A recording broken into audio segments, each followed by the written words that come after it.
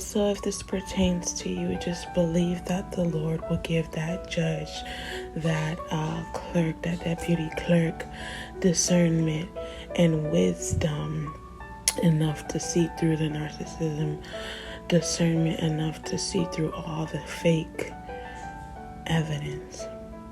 God has got you, and he sees everything that goes on. So no lies or schemes. If he has to break their phone like he has done for me, he will do it. Listen, there are people that are feeling God's wrath because they come up against you, but they don't feel like it's because of you. They don't feel like it's God defending you. Oh, well, my daddy and mama just got kidnapped. That has nothing to do with God telling me to stop messing with you. And the Lord will also give you favor. The Lord has seen everything you've done. The Lord has seen everything you've been through. So do not focus what it looks like. Do not focus what it looks like is stacked up against you, and it looks like time and time again. We can go by the testimonies in the Bible. We can go by the many testimonies in real life. So continue to speak truth, because in that anger, if you allow anger to carry you, that's you. Because look, God already told you not to let anger carry you. And nothing is out of his limit. But if he's going to give you the word, even in anger, you decide to speak truth, it will be better for you. So what I do in my anger, I just speak the facts. Instead of giving that person the text that they desire, I'm not going to spew out hatred. I'm just going to continue to speak the facts. I'm not a person, I don't do cursing and all that. Hate cursing. Never been a person that does that. But I understand that the Lord had to carry me to this place because his tongue can still be lethal, especially me that actually has a vocabulary. I don't have to curse to tear you down. And the same way I can spit fire of evil in the past, I can spit fire of the truth now. And just to clarify, spitting fire of evil, the reason why I call it evil is that language is used to tear the person down, not because it is not honest.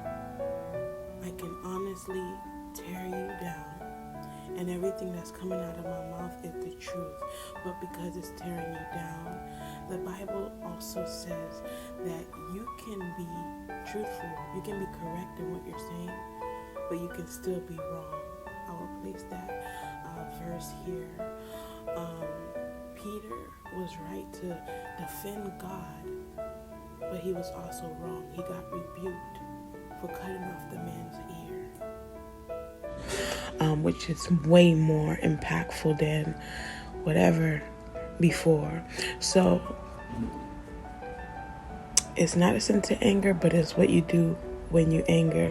And if you speak in truth, then it is righteous. So just trust God that his presence will be there. Invite him into that courtroom. Even in your head, you don't have to speak it out loud.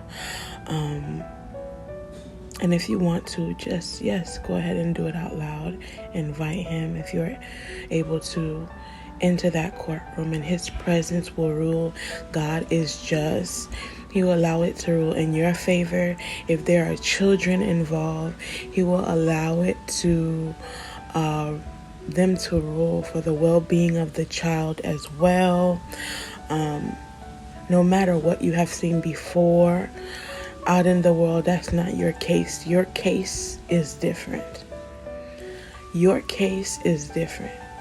God is taking care of your case. Place your case in his hands. Okay, so that person, they're getting their tactics and their schemes and everything that they're doing against you. They're getting it from the world. They're getting their advice from people.